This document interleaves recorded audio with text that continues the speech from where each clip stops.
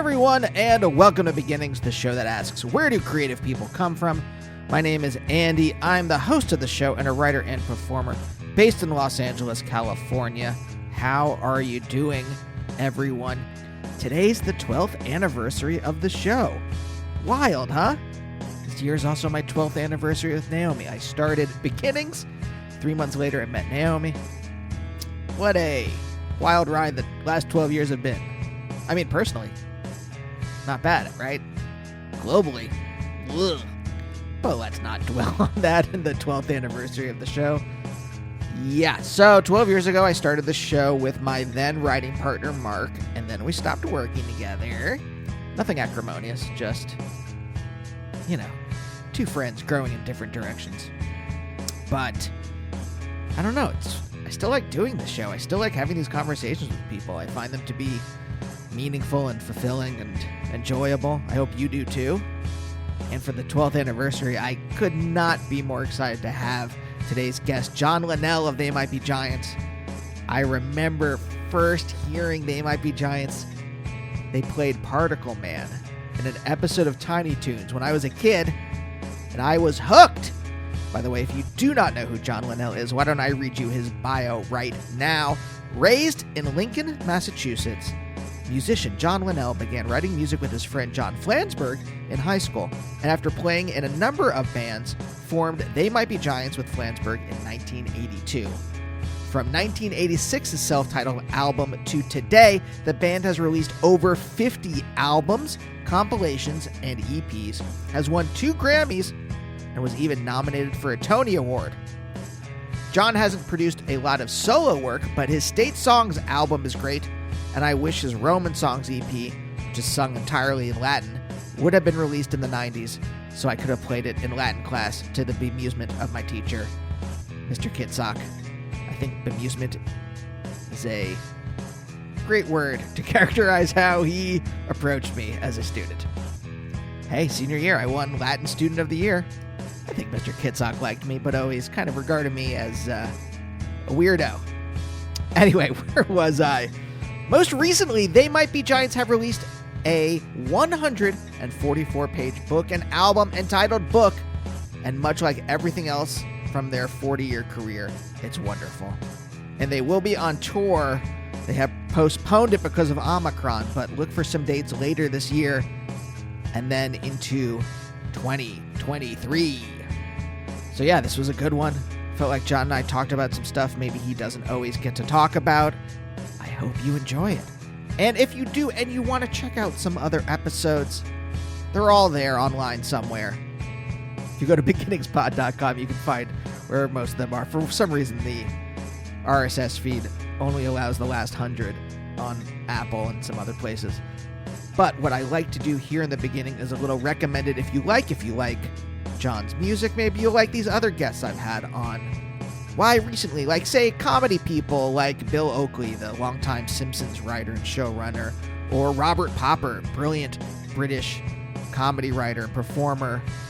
Or what about indie rock musicians like Ian MacKaye from Fugazi and Mary Timony, Thurston Moore, tons of others. If you like what you hear, you can subscribe wherever you get your podcast from. I'm on Twitter and Instagram at Andy Beckerman. I have a lot of cool episodes coming up, including Nels Cline, wonderful guitarist for Wilco, and Martha Wells, brilliant Hugo and Nebula award-winning sci-fi writer.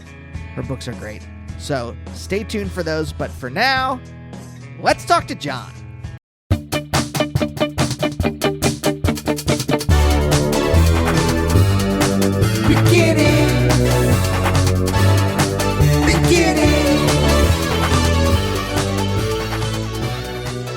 This is the first time in days where I haven't been bloated from Thanksgiving leftovers. So it is like mentally healthy to see myself in this light for the first time in a week. Oh, yeah.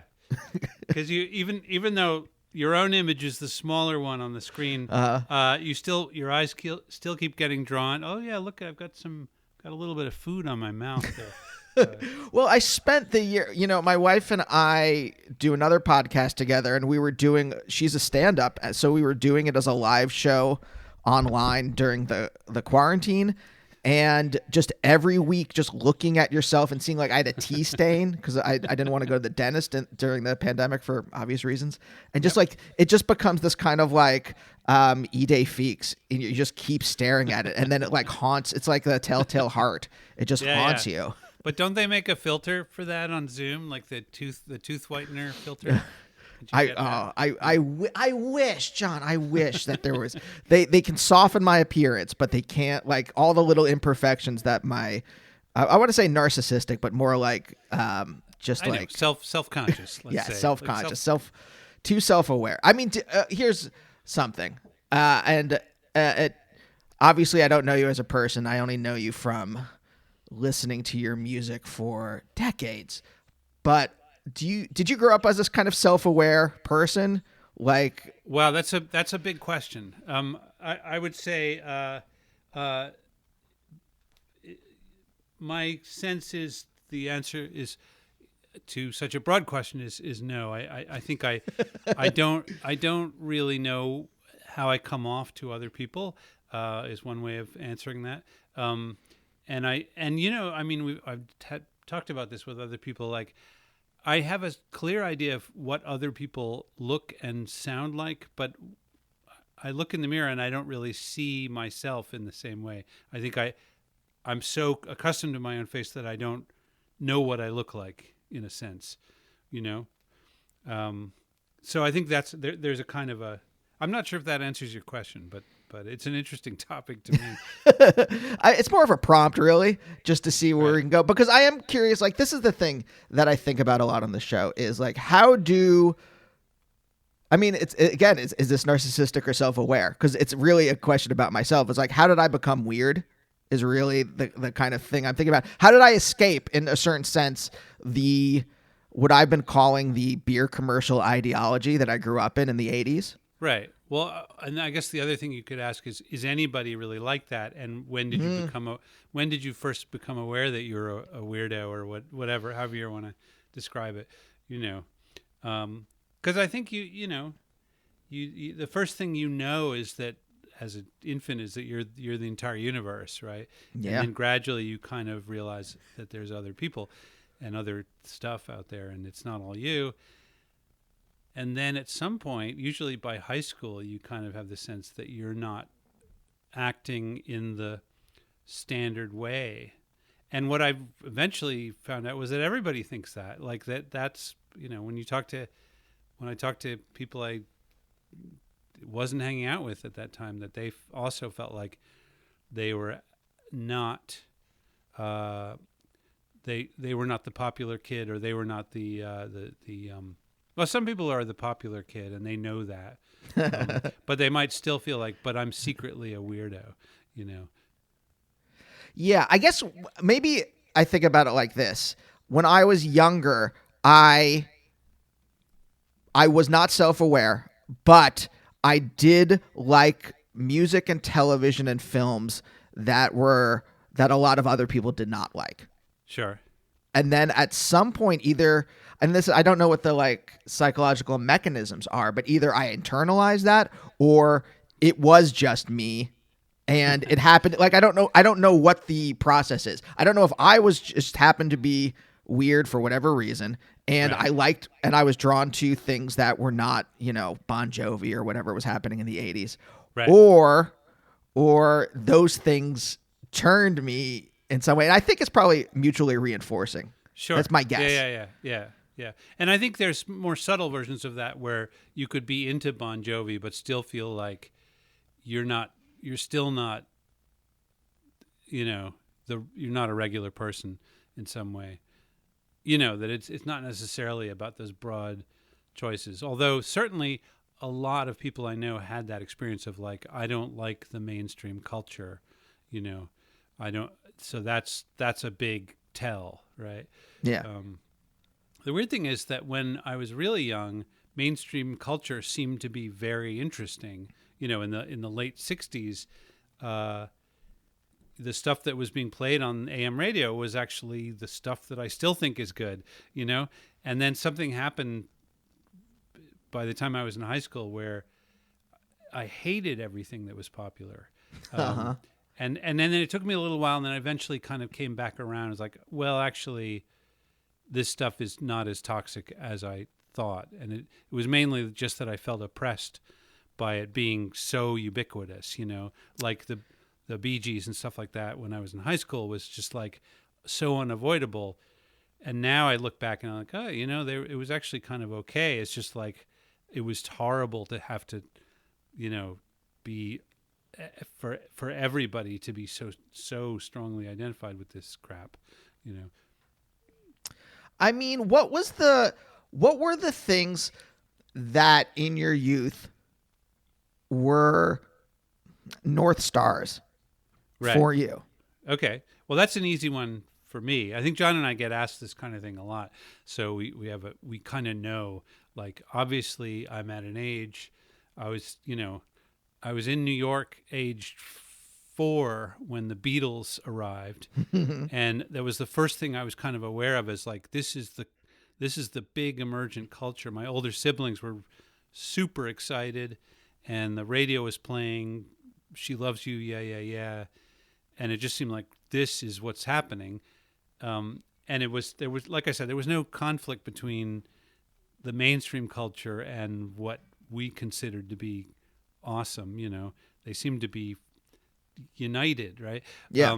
So that was the initial thing. And then by the 70s, there was a kind of an idea of like, there was a thing at that time that we called underground rock, which was what I think eventually was identified as alternative rock or college rock or something. And so underground rock was kind of the signifier of like, oh yeah, you might not be into or you might like some mainstream stuff, but I liked ABBA, there were definitely things that I liked that were mainstream.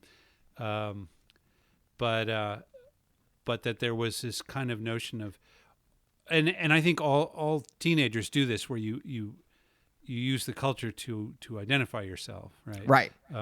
So you'd pick things that were more specific, and your tastes got more complicated, So you asked me what were the things. And it doesn't have to be music, What were the things that were really because the thing I'm trying to think about is like, if it's just one thing, maybe you don't end up the person you are. But if, again, I'm just thinking about the stuff like as mutual reinforcement, like what are all these things that are kind of like pushing you in a certain direction rather than like, I don't know, Led Zeppelin. I know that's like more of your teenage years, but like, well, it's funny. Like I often hear other people talking about stuff they liked at a certain age, and something radical happened, and then they decided they were not into that, and they totally like this other thing, I mean, it's partly just a process of growing up. This, I don't feel as strongly this about myself, that I think my tastes didn't change all that drastically, or I didn't reject the stuff I had liked as a young teen so much. But although I have to say I was really into Frank Zappa when I was 14, and I eventually kind of clocked that there was something I really didn't like about Frank Zappa by the time I was 18, right? So that was one thing. And then sort of this evolution of finding out about things like by the time I was in my late teens, I got wind of like Pere Ubu and The Residents, and I guess David Lynch films and stuff like that. That seemed to be really something I should be paying more attention to. You know what I mean? Like I had this feeling like this is the real stuff, and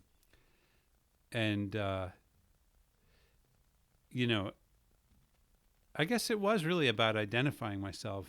I suppose that's really what's going on when you're a teen, is like you're trying to decide who you are. It didn't feel that way at the time. It felt more like this is the outside world that's important. This is the objectively important stuff, Was it a gut feeling or was it more intellectual? I mean, it doesn't have to be a binary, but I'm just like wondering like what drew you. Yeah, I don't know. There a lot of these feelings are unexamined. I would say. The weird thing is like I saw Eraserhead in when I was a teenager in Cambridge, Mass, and with a friend, and we didn't know what it was. And we went and we were like, oh yeah, this looks. We should check this out. And we were both kind of horrified by it. You know, it was like this super upsetting thing, and but we were, we really were determined to find out what this was. So we watched the whole movie, and we both left like with stomach aches at the end of it.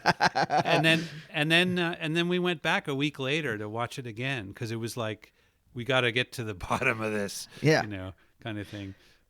Because I think, okay, you grew up in a time there was a cultural moment where the counterculture kind of peeked through and probably became the culture in some way. In the same way that when I was a teenager, Nirvana poked through. Right. And they did. Nirvana poked through in a way that the stuff I liked didn't poke through. So it was sort of almost like a delayed reaction because in the late 70s, we thought the Ramones were this amazing thing and they failed to take off in the way that we felt that they should have, and the way that they, in another, alternate universe, they could have been at this hugely popular thing, but they were not at that time. And then it wasn't till decades later that they were kind of established as this canonical thing. They were still totally obscure, and they played crappy little gigs for throughout the 80s basically. Because they were not that huge. I mean, okay, so I started off talking a little bit about self-awareness. Your dad was a psychiatrist, right? Correct. Was there any kind of talk about? Was a psychiatrist the same thing? When I grew up, a psychiatrist in my mind was Freud, right? And yeah, I know it's not that job. It's prescribing medication and stuff like that. Well, yeah. No, I think my dad was part of that earlier generation that was about talking, but he lived through the era when the drugs took off, So I think he basically followed along where the drugs suddenly seemed like this incredibly effective thing. But that combined with the talking therapy, yeah, the shrink that you see like on Mad Men. That was my dad originally, where he just sat there and didn't say anything and listened to the person talking and scribbled notes and all that. And then I think he probably evolved with the times. Did that filter into your home at all? That kind of the either psychology talk or the kind of like we're gonna be open about who we are and our right. Well, paranoias. I think there was a culture in my family of this notion that a lot of what was going on with you was environmental. In other words, they put nurture over nature, right? Mm. And I think that to some extent I kind of personally pushed back against that, and I kind of felt like actually nature is really important. And I saw that when I became a father that my son's personality seemed to be so fully formed from the very beginning that it kind of reinforced my sense of like, yeah, people come out with all, like parents give themselves way too much credit, basically, Yeah. Yeah, but that's the kind of thing I was trying to think about earlier, where I'm just like, okay, you come out, you're something. I'm holding my fist. This is like the core of who you are. Of like your brain and your chemistry and all that kind of stuff, right? Yeah. And then you are buffeted about by your family and your friends and culture in certain ways. Absolutely. And either those things reinforce that central you, or the central you pushes back against that stuff, or some kind of combination. It's a developmental process, right? Yes, absolutely. Yeah. No, I would say that's in some ways probably the most, in general, that's the received idea, is that it's both. It's nurture and nature working together, but people like to emphasize one over the other, and I think politics plays a little bit of a role in that.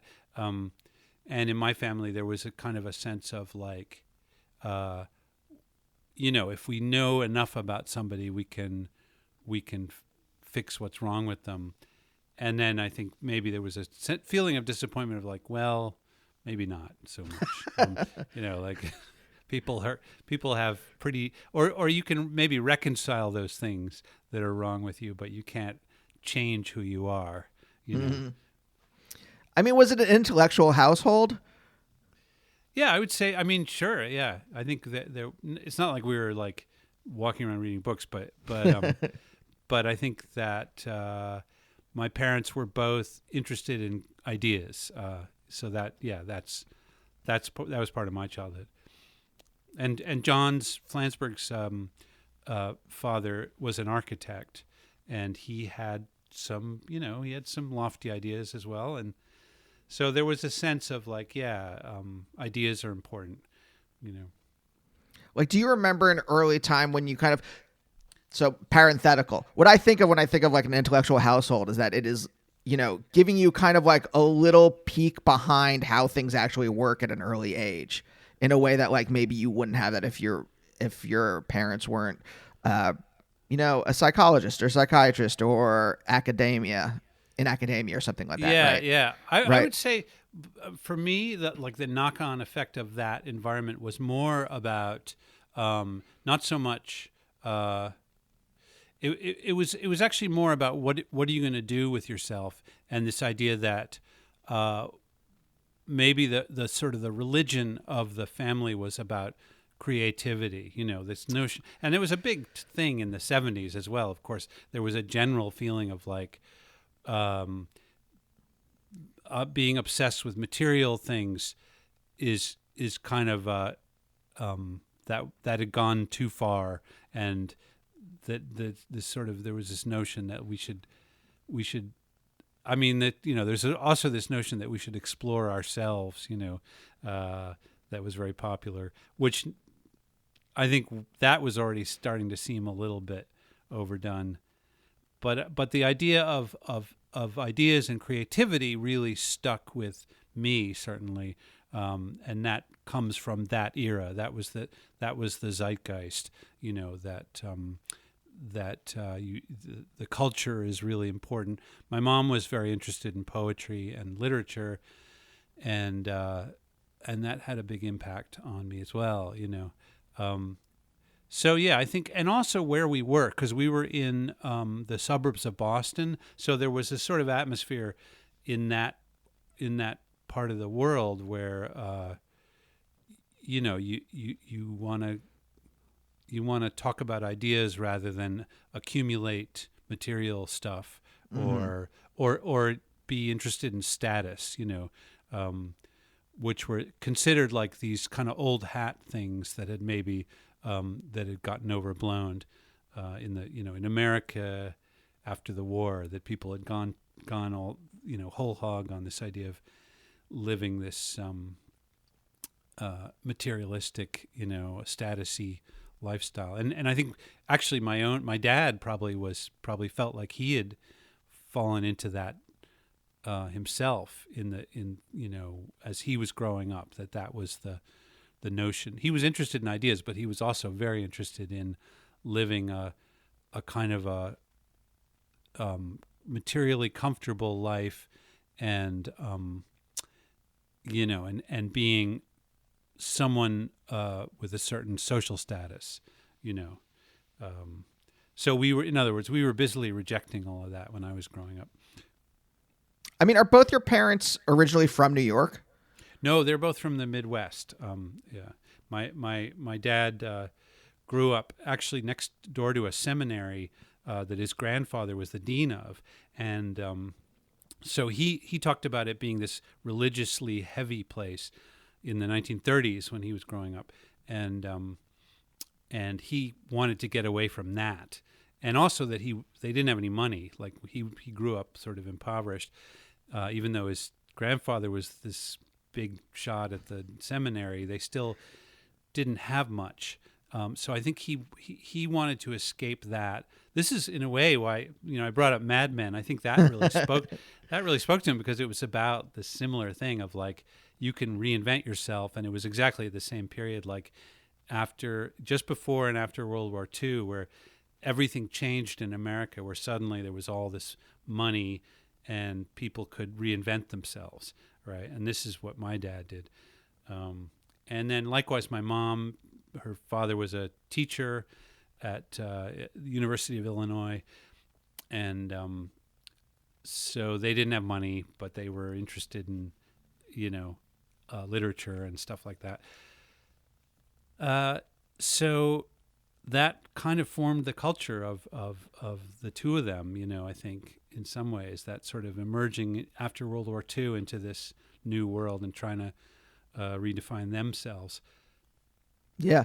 You can kind of see how appealing the consumerist culture of the 50s would be to people who grew up during the Depression. Sure, yeah. No, I mean, sometimes when I'm like online shopping, I think this is a weird, sick, unalloyed pleasure, that you get from just clicking on something and buying it, and it must have felt like that throughout that period, when by the time we were born, that there was this whole culture that was about acquiring stuff and just amassing material stuff, and it probably felt really good, Sure.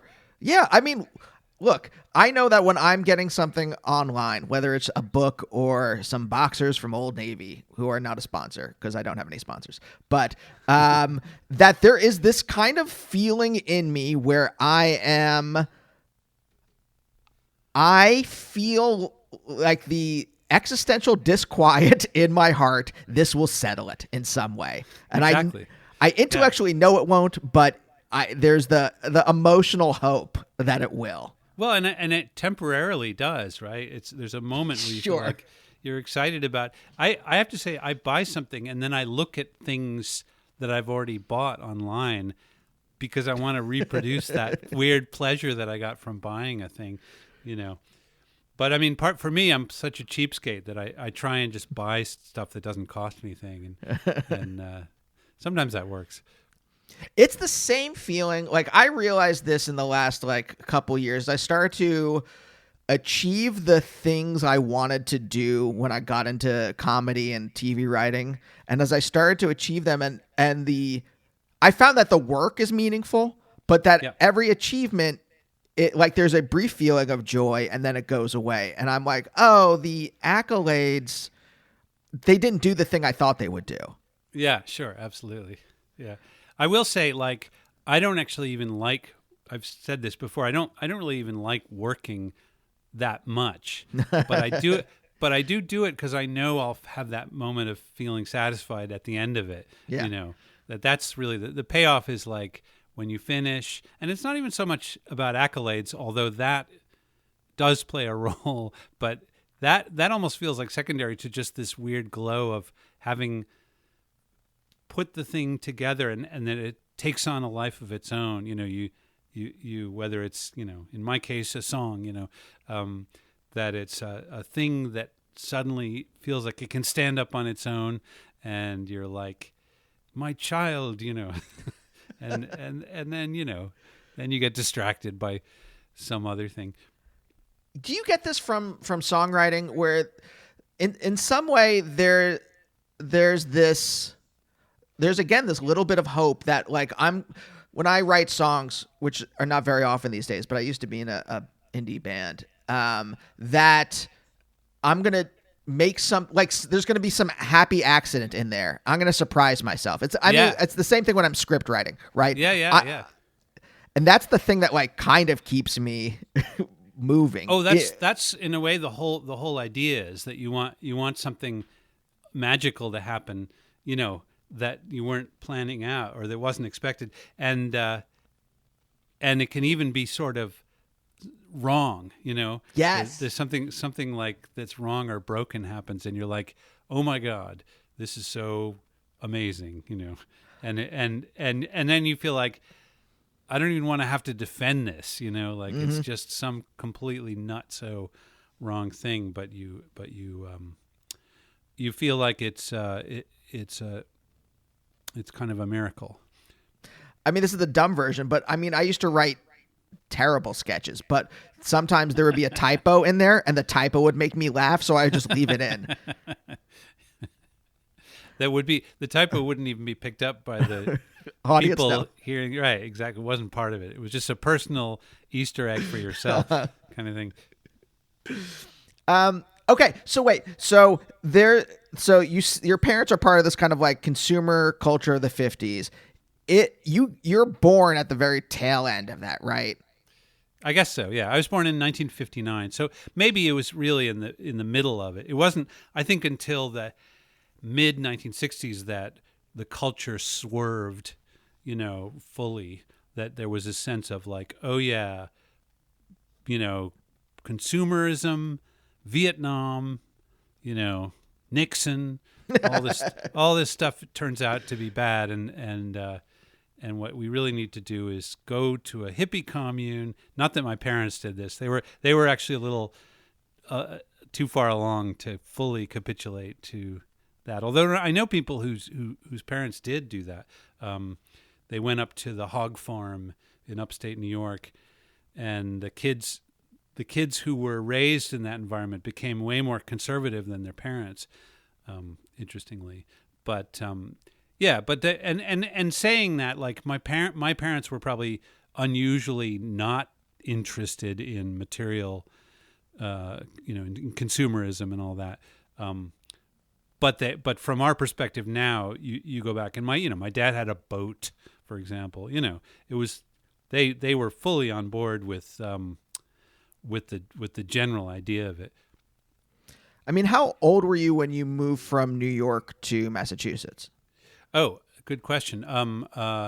So we were here, and then it's sort of like as the culture was changing, the crime rate was going up in New York, and they kind of were like, we got to get the kids out of here, so moved to the suburbs of Boston, and that was, I think, in my family it was 1967, but there was a big exodus going on amongst lots and lots of, I mean, if you read John Updike, mm-hmm. His family did the exact same thing at the same time, which really freaked me out when I started. I was like, wow, they're doing all the same stuff we did. And my parents knew John Updike. He came over to their house. What? So yeah, no, so he came over to a party because he had moved from New York to Massachusetts just like everybody else. So it was part of this whole diaspora that was going on of professionals who were trying to get out of New York at that exact moment.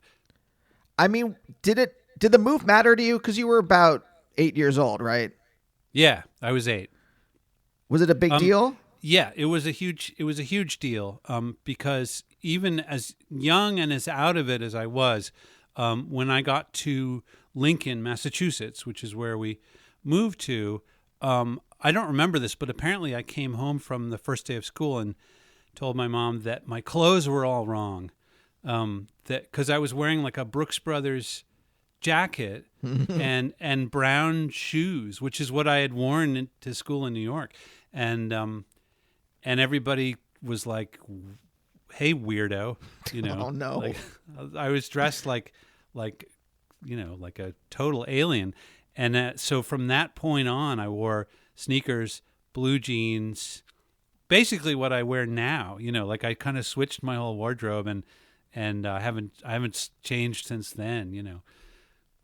Was that a big deal? Because I think like this is kind of the thing I was talking about, where like what I called mass cult, like the beer commercial ideology of my youth, it disciplined me in a certain way. But there's also like I'm weird in my head and in my heart. I did just like t-shirt, jeans, hoodie, whatever, so that I could just blend in so no one would bother me. Right. Yeah. Well, by the time you came along, that was like the universal uniform, right? So like it seemed like the shift had fully by the 90s, everybody was dressing like that, right? So I don't know what it felt like to you, but to me it seemed like men stopped even thinking about how they dressed. I mean, maybe that's not true, but it did seem like there were a lot of choices that you could make. Even like in the 80s, you could wear Miami Vice clothes and stuff like that. And then eventually it was just like, no, it's just all going to be the Gap from now on. This is what everybody wears. And that's it. That's your uniform, which really was fine with me. I was like, great. This is almost like, the Soviet Union. It's like, we're just going to all be issued the standard outfit and we'll all dress the same and we won't have to think about it. Yeah, but I liked just being able to, because I say this a lot on the show, but I grew up Jewish in a very Christian area. And so anything I could do to like not stand out, I tried I tried to do that up to a point. I don't know at what point, like, again, I wasn't that self-aware. So at some point I was just, sorry, this is where it's like, I'm saying this because I'm trying to understand also where you were, because I think that there is this important, I think there's something important about the move. Yeah. And you can tell me if I'm wrong about it, but also like there seems to be something important about, I know it's just like a little anecdote, but like the idea of like you go to your first day of school and everyone's making fun of you. Sure. And you immediately change your clothing so that you're like, I don't want to deal with this. Yeah. Well, I'm probably exaggerating a little bit, but that was apparently what I did indeed say when I got home, and my mom took it to heart. She was like, okay, we'll go shopping. And there's a store in Concord, Massachusetts called Vans, where you'd buy the right kind of stuff for a suburban kid in the 70s. But it's funny that you said also that you were Jewish in a Christian neighborhood, because I think in New York, for me, it was the opposite. My dad was like literally the only non-Jew in his whole social circle, right? Like he's a shrink in New York. So basically he's like, and he was ethnic, but he just wasn't Jewish. So that was the environment there. And then, I think in Lincoln it was more like there were Jewish kids, but it was sort of crypto.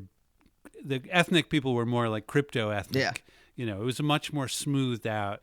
And people asked me about learning the accordion, whether there was some ethnic tradition, and in fact, Lincoln was just utterly deracinated in that regard. If anyone owned or played an accordion, I was completely unaware of it when I was growing up, because it seemed like this highly exotic thing that you associate with various ethnic traditions, but the accordion was just a UFO, basically.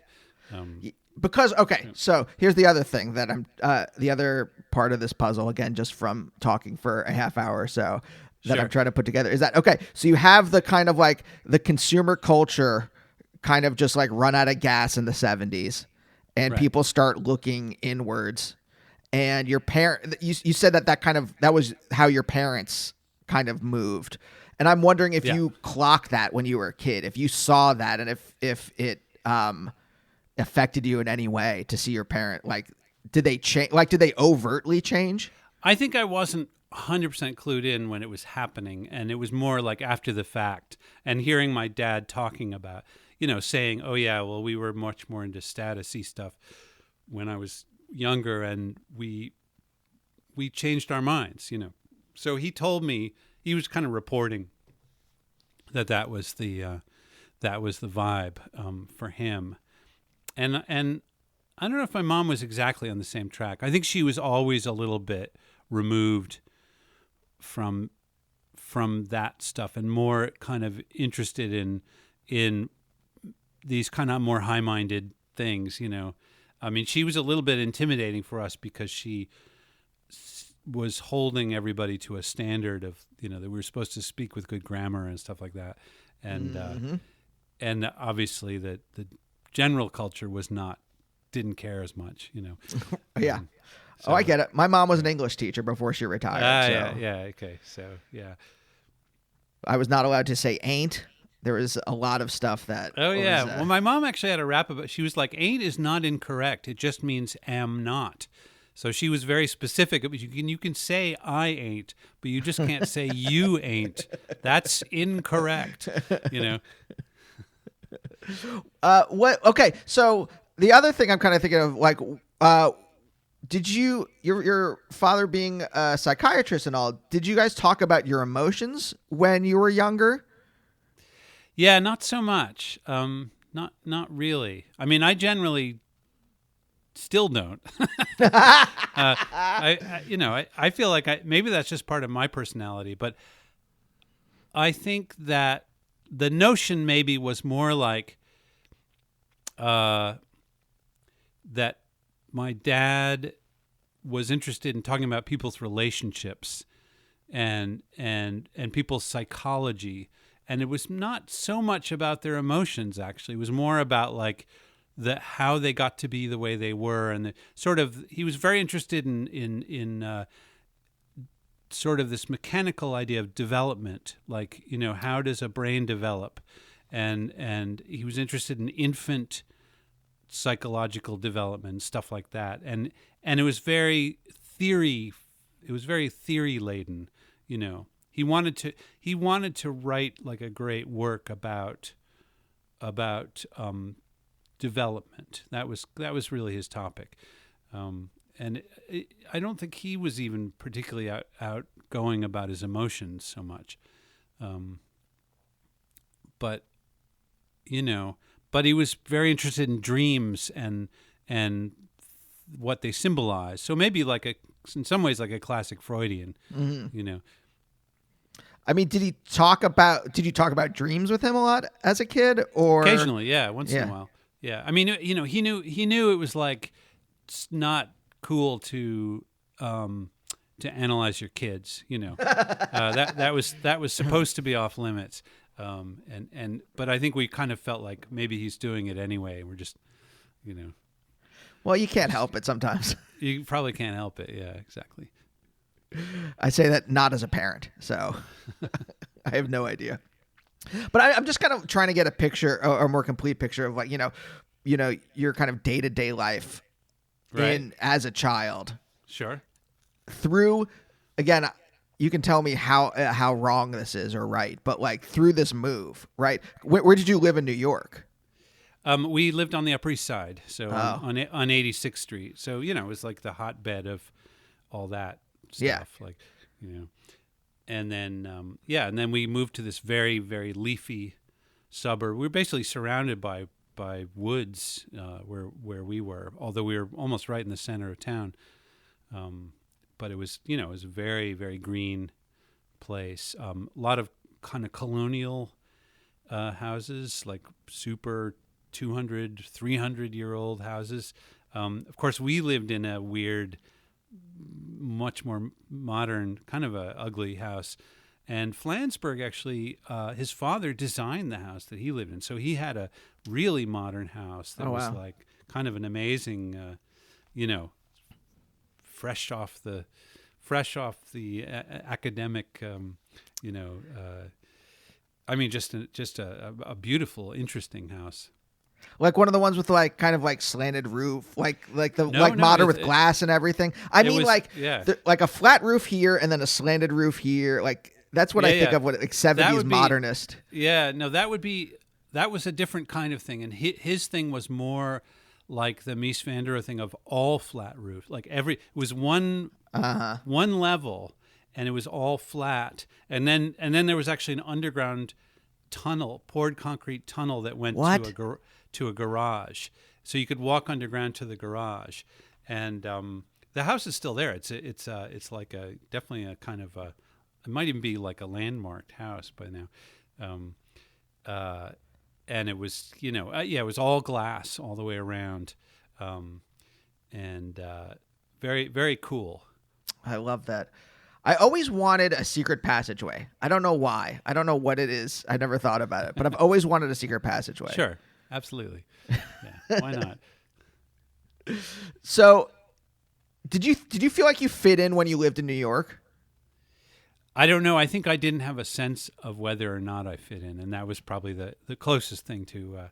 I think I mean, this is a weird fact that I don't know how much weight to give it, but my mom told me that when we left New York, my last report card from my teacher, the notes in the report card, she said, John marches to the beat of a different drummer. And it's just among other things, like assessments. And then she said, spookily, when I got to Lincoln, I got a report card back, and the teacher said, "John marches to the beat of a different drummer." So, so she was like, "Well, I guess it must be true then."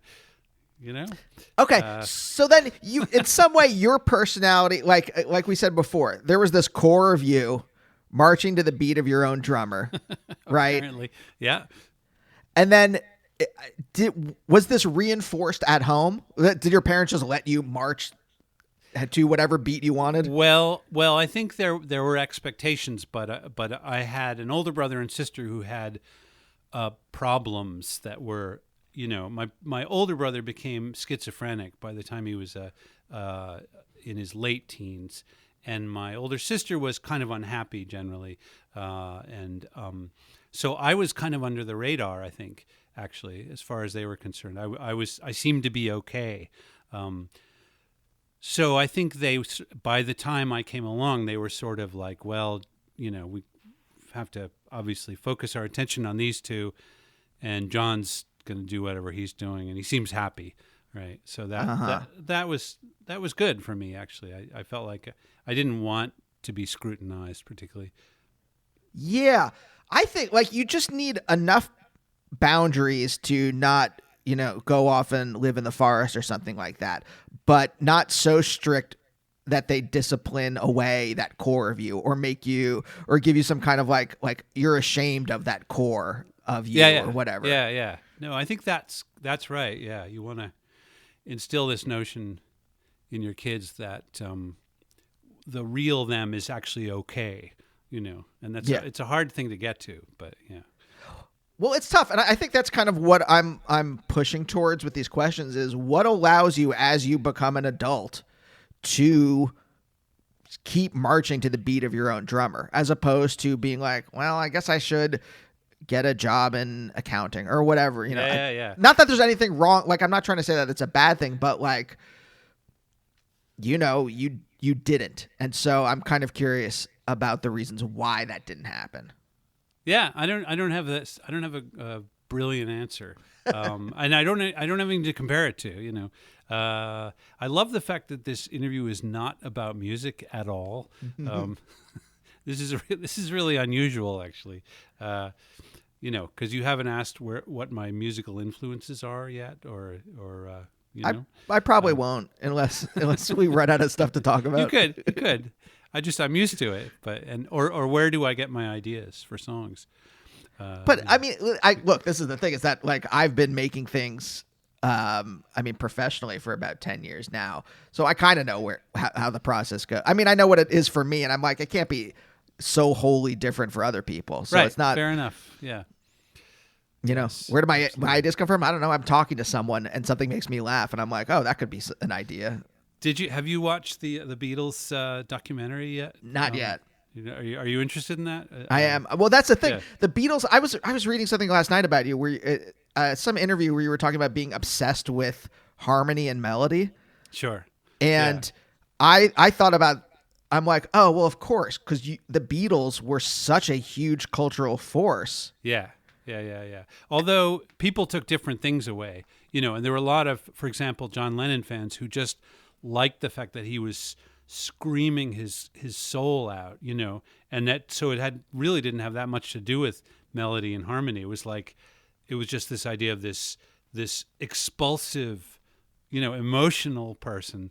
And it took me a while to even pick up on that because I probably was more attracted to the melodic, song structure and all that. So everybody takes different things away from it. But the reason I brought it up was that there's this amazing scene where Paul McCartney, it says they have a deadline to write a certain number of songs and they're way behind. And then Paul McCartney, while you're watching him, he has the idea for the song "Get Back." He just starts playing it, and you see it emerge while the cameras are rolling, and it's pretty amazing because you don't ever see that. And obviously, it happens. At some point, somebody has the idea for this massive hit song, but the fact that it was captured on film is really unusual, and it's crazy to watch. And he's sitting there humming and playing, and Ringo and George are just sitting there watching him, and like they've probably seen this a million times, right? So for them, it's nothing special. But to hear a song that you know that well, kind of slowly form out of nothing, is it's really amazing. It's kind of more amazing than talking about where ideas come from, I suppose. Right. Right. Seeing that moment, seeing that moment is probably more instructive than, because like, let me guess for you, right? It's a mixture of like stuff that's just like running around and around in your head, something that you like noodle, like you're playing your keyboard or your accordion or guitar or something like that, and you're just noodling around. You're like, oh, that sounds cool, and you keep playing in that direction. Yeah. Right. You just follow it like a dog following a scent. You just like, I'm going to go in this direction, and then often it's like, oh no, this is not good, Yeah, I mean, because that's the thing. I'm more interested in what gave you the confidence to go off in the direction you wanted to go off in. Right. More than like the kind of nuts and bolts of making something, because yeah. Well, I suppose there's a kind of pleasure at work, right? Like you try out some things, and then something there is a pleasure. I mean, I was saying before that it's like unpleasantly hard work, and that's true. But there's a moment where you go, oh, this feels good, and this is kind of like that is drawing you in that direction, and it's not purely sensual. It's to do with maybe something intellectual or some idea based thing. Yeah. You go, oh yeah, this feels good because it's actually complicated and interesting, or it's simple and interesting. But it's you pursue an idea on that basis, and often it's I would say almost always it's. You don't know why you like it, right? You just like it, and it's you let your intuition guide you. But I mean, I think that's something that drew me to your music when I was a kid, that there's this, I mean, such a strong, I don't even know how to say this exactly. Like obviously there's like melody and harmony, and it's beautiful in a way, right? But also it is its own thing. I mean, like, yeah, I mean, I don't have to like describe your own music to you, but and there is, you could have easily probably like gone off in a different direction, right? I don't know. Yeah, I suppose. Again, like, you don't get to rewind the tape. Sure, it's a counterfactual, but like I'm curious, like, what gave you was it just not being self-aware necessarily in the way that we've been talking about that let you just be like, oh, I'm just going to follow this path out? Maybe. Yeah. Yeah, maybe. I think that some people live their lives where they consider decisions and they are very thoughtful. And I don't think I was like that at all. I think I was much more intuitive. And, luckily for me, and there's plenty of people like that who would choose the path of, drug abuse or something, because it just seems like a good idea, or you're not even thinking about whether it's a good idea or not. It's just a thing that you're attracted to. So that could have been me, absolutely. And luckily it wasn't that. Sure. I mean, when you start making things, like, when did you actually start making music? In high school? I would say before then, I was interested in some kind of. Actually, you know what? I drew cartoons when I was younger. I love that, and that was a thing that I already like drew cartoons and then mimeographed them. And in grammar school, and got to be familiar with this machine that doesn't exist anymore, but it was like a big drum with a handle that you'd attach this sheet to that had a sort of it's very hard to describe this thing, but it was a thing where you'd draw or type or write whatever it was onto this thing, and it had sort of this thick carbon paper kind of crap that made an impression onto another sheet, and then you take the whole thing and attach it to this drum, and when you rotate the drum, it made these sort of pale blue copies. You're nodding your head, but I'm wondering, have you actually seen this? I don't know if I've seen it in real life, but I've definitely seen it in TV shows and movies. Okay, yeah, because it was a huge deal when I was in high school and before then. It was like, this is how you make multiple copies. It was before like Xerox machines were ubiquitous, and copiers was this thing. And it had this, there's a fluid that you pour into the drum, and it had this smell. So it was like this thing of the fluid is making the ink seep onto the paper, and the whole thing smells. And when you've done a whole bunch of copies, they all have this smell. So it's a very sensory memory. Is a kind of intense sensory memory. And me and another kid who I was close friends with made comics using this machine. And I think we were very focused on that. Actually, we were thinking like, this is what we're doing. This is our means of expression. Mm-hmm. But I'd started playing the piano at that point. I was kind of interested in just learning how to bang out songs, mostly Beatles songs, I guess, on the piano. And then eventually that kind of grew into a bigger thing. And the other thing that you were saying, where you were just a couple minutes ago, where you're saying, I'm going to say impulsive. I don't know if you use that word, but like, were you, or like intuitive and impulsive and just moving in a certain thing, right? That's fine. Yeah. Was that present at that age? Yeah, I think that was totally going on. I might even say compulsive. I'm not sure actually what the difference is, but I like the word compulsive. Yeah. It felt like I'm doing this because I need to, so yeah.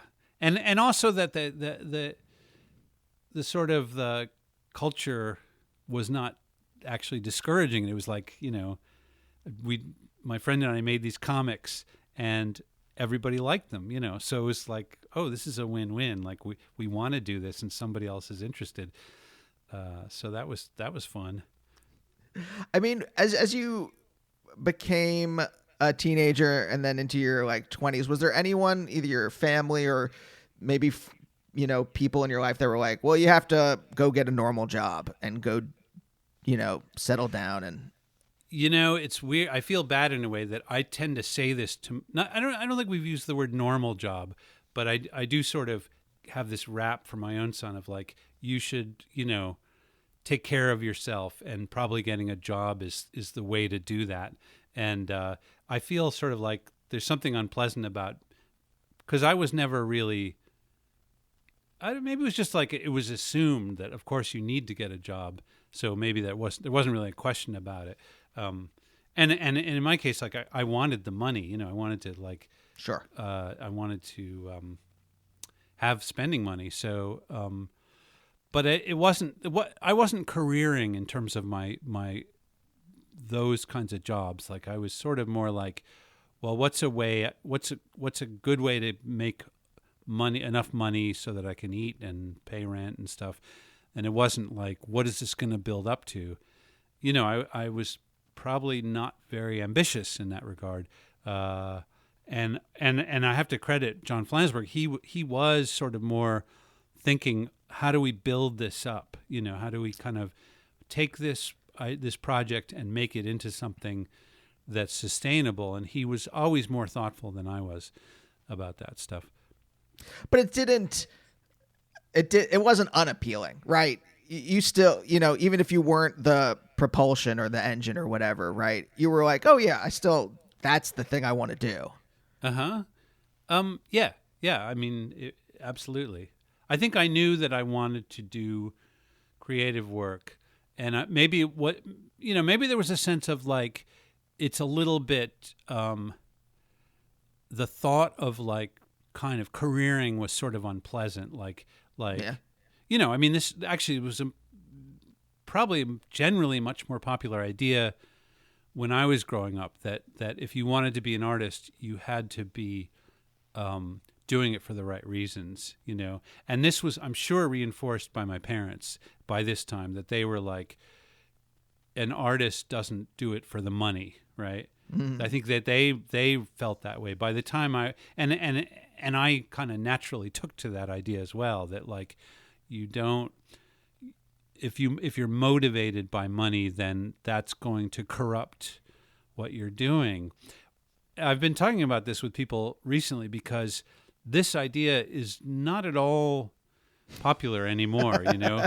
Like people really don't give a shit about selling out the way we all did when I was a kid, and when John and I were starting out, we were like, we totally rejected the idea that we should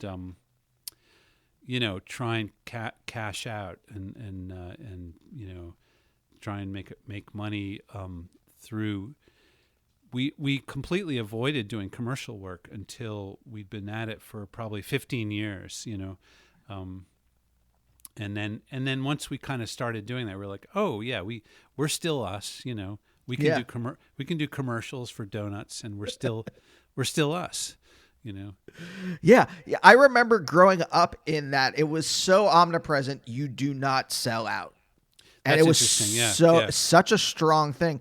And I mean, I say this sometimes on the show, but I remember seeing I remember when it changed in my mind, where I saw Yo La Tengo song in I think a Volkswagen commercial. Oh, right. And then I read an interview where Ira Kaplan was just like, "Hey, do you want us to keep making albums? Like That's really interesting. Yeah. Like we need to survive, and this happens to be a thing that helps us survive, so we can sit and write music as opposed to getting day jobs." That's really interesting because he's obviously of the same generation as us, and yet he got over this idea that it would. And I mean, Yo La Tengo are like one of those bands that you don't have any sense of like they're like money grubbers, like right. They're obviously doing it for personal reasons, and so yeah, it's really fascinating that we got ads placed in commercials, but this was like pretty late in the game. I don't know when the Yo La Tengo thing happened. Early 2000s sometime. Okay, yeah. So that simultaneous to when we started doing Dunkin' Donuts and all that. Mm-hmm. People our age, it obviously took a lot to get over this idea of selling out and consider. I mean, I suppose there was this sort of legacy of the really cred 20th century artists, like, for example, Charles Ives was a composer who had this really pretty hardcore thing about, like, you do not do this for money, and to the point where he had a job at an insurance company, and that was his, he supported himself, and he was like, in no way do I want to infect what I'm doing as a composer with any desire for money. And there's a number of quotes from him, and obviously from other people at that time, to that effect, that it was like really essential that you not taint what you were doing with any idea of it being for money. So it's really interesting how that worm turned at some point in our lives, and obviously for younger people, a lot of them, it was never an issue. But I remember actually. Do you know who Freddie Johnson is? He was very, very worried about this particular topic. I had a long conversation with him about what you do to avoid selling out, and it was foremost in his mind when he was talking about his work. I think that, especially now, it's difficult to not do something that, sell out to me means you change who you are to make money. Right.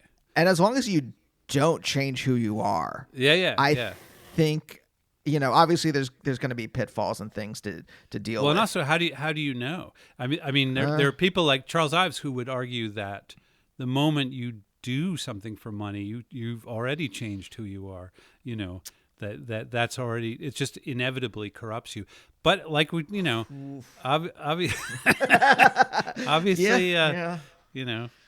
there's different ways of looking at it, and I think you ultimately, whatever it is you do, you have to just figure out how to be comfortable with yourself and do the thing you do, and also, it probably also is affected by the fact that there are all these people you admire in the culture who clearly don't have this hang up. They're happy to. I mean, I'm grossed out. I would say I've grown to like the work of Elton John in my old age, but and I didn't much care for him when I was in high school, but I really thought the thing of taking a song of his and turning it into an elegy for Princess Diana, there was something just gross about that. It really kind of seemed like that's really not, because he's mixing up also his friendship with this person and the fact that she's like this beloved famous person, and taking one of his hit songs and kind of prostituting it out because it just, the whole thing seemed really ugly, and that's probably my personal reaction. That's not necessarily to do with a lot of people's. A lot of people probably thought this is like this beautiful, sincere thing that he's done, but to me it was that kind of thing. That's the kind of artistic decision that you worry about, and that people don't know, maybe don't even realize that they're falling into this abyss. Yeah. Okay. We're right at the end. So one last question, because this, I mean, Elton John. Well, yeah, it makes me think of how did, as you have gotten more well-known through your career, right? How have you kept your sense of self?